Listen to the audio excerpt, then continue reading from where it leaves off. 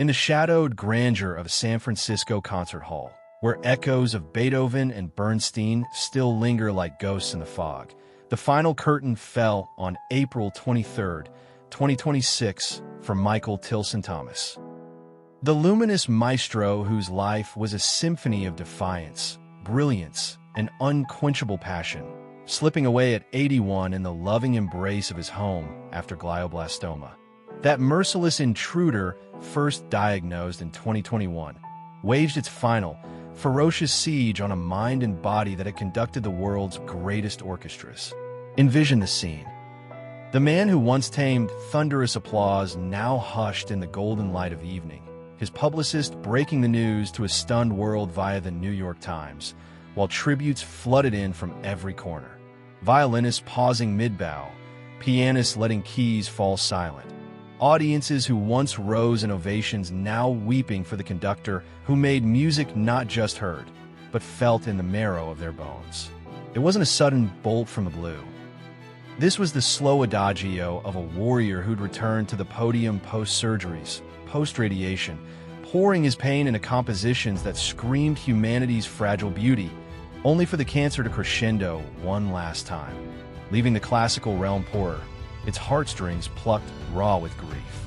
Picture a boy born on December 21st, 1944, in the sun-baked sprawl of Los Angeles, swaddled in a family quilt woven from Yiddish theater stardust.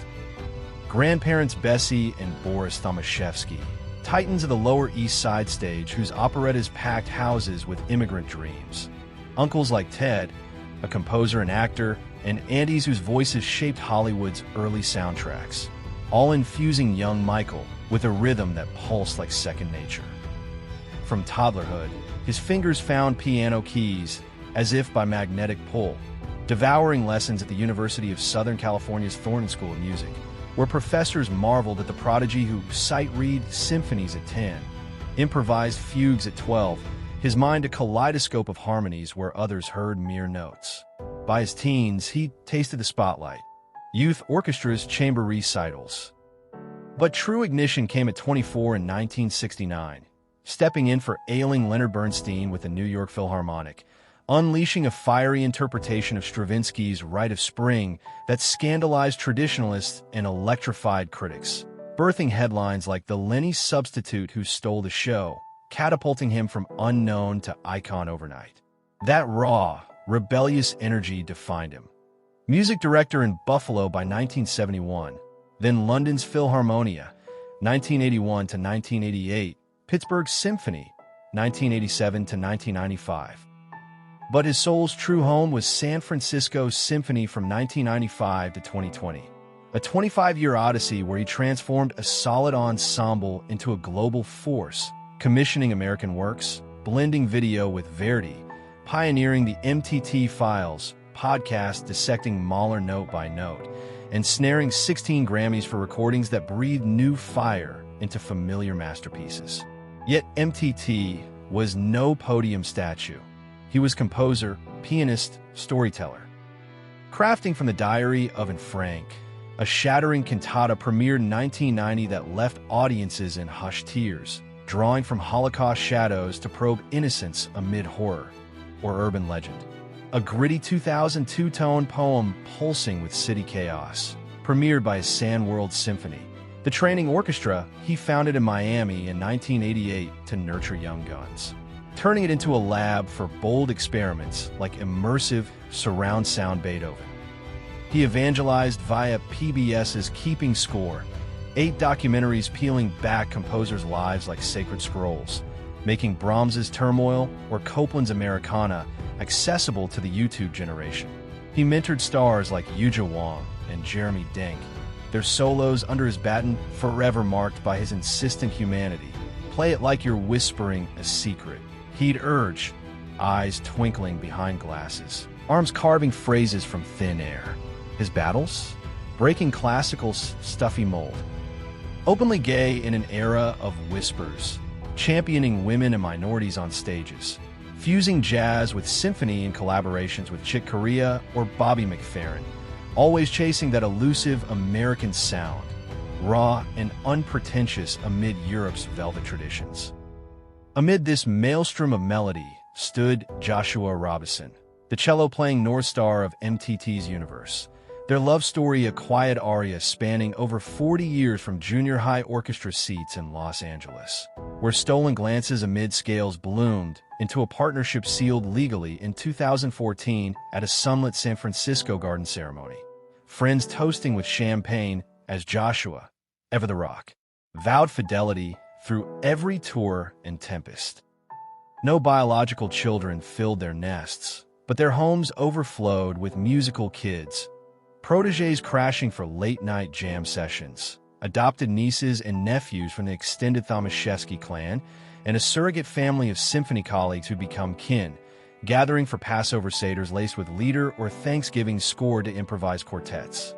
Joshua managed the chaos, booking jets to Salzburg festivals, nursing MTT through vocal cord surgeries in the 2010s, holding hands during those grueling 2021 brain scans when glioblastoma first reared its head. Their Miami condo, a haven of minimalist chic with ocean views for composing, San Francisco's contemporary loft stacked with rare scores and abstract art. Places where they danced cheek to Billie Holiday after ovations faded.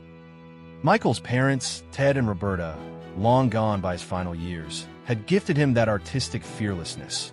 Siblings scattered but close, their holiday calls a ritual of shared stories. But Joshua was the heartbeat, the one who'd whisper bravo in hospital rooms when chemo dimmed the maestro's fire. Fortune favored the fervent. MTT's net worth swelled to an estimated $20 to $30 million, a crescendo from Symphony salaries cresting $2. $5 million yearly in his SF heyday, royalties from Decca and SFS media recordings that shipped millions, commissions fetching six figures, masterclasses at Tanglewood pulling elite fees, and prudent nest eggs and arts endowments in California real estate. Villas overlooking Miami Beach for winter escapes, a Golden Gate perch for fog-drenched mornings. Lifestyle? Pure patrician poetry, no garish excess, but refined revelry. Bespoke Seville row tails draping his lanky frame for Carnegie Hall debuts, private Gulfstreams whisking to Lucerne festivals or Tokyo tours, wardrobes blending Armani suits with artist smocks stained by piano ink, dining in Napa's starlit vineyards on heirloom salads paired with Opus One, or hosting black tie galas at Davies Symphony Hall where donors mingled with violin virtuosos. Daily rituals grounded him. Dawn yoga flows, easing a body battered by podium vigor. Afternoons lost in manuscript marginalia. Evenings with Joshua curating vinyl spins of rare Schoenberg. Post-cancer, gentler paces. Electric bike rides along Ocean Beach. Acoustic sets for charity, always radiating that boyish grin. Wealth a tool, not a trophy. Funneled into endowments like the $20 million MTT family gift to SFS, ensuring young talent's futures. Delving deeper into this biography unearths layers of poignant triumph. MTT's 2020 pandemic pivot to virtual carbon footprint concerts from empty halls, a ghostly defiance. His 2021 diagnosis broadcast with star candor, commissioning I Didn't Know I Loved You Till. From Friends as chemo anthems. That valedictory 2025 return to SFS, baton trembling but eyes ablaze, conducting Shostakovich with tears-streaked strings, whispering to Joshua backstage, one more time. At 81, glioblastoma's grip tightened inexorably, but he composed till the end. Legends of Light, premiered posthumously, a luminous farewell, swirling light and loss. Leaving a void where 100-plus recordings, the New World Symphony's 1,000 alumni, and a generation inspired to wield batons now mourn. Tributes cascade. Gustavo Dudamel calls him my North Star, Yo-Yo Ma the soul of American music, Lang Lang the teacher who taught us to feel. Fans share faded programs, videos of his kinetic gestures, hearts aching for the man who made Mahler weep and audiences soar. His final days a tender diminuendo at home. Joshua's cello humming lullabies as the Bay whispered goodbye. MTT's arc, from LA piano wunderkind to global game changer. stirs a tempest of awe and sorrow, a reminder that even immortals in art fade, their echoes eternal. He shattered glass ceilings for queer artists, infused orchestras with populist fire, left America a richer repertoire, his life a grand opus now still too soon.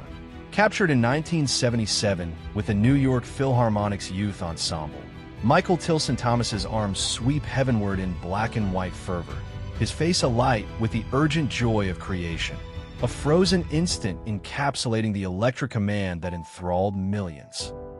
If Maestro Michael Tilson Thomas's odyssey of sound and soul gripped your heart, stirred your spirit, or left you humming his melodies, please hit that like button to amplify his legacy across the world, and subscribe right now for more epic, emotional deep dives into the lives of visionaries who changed everything.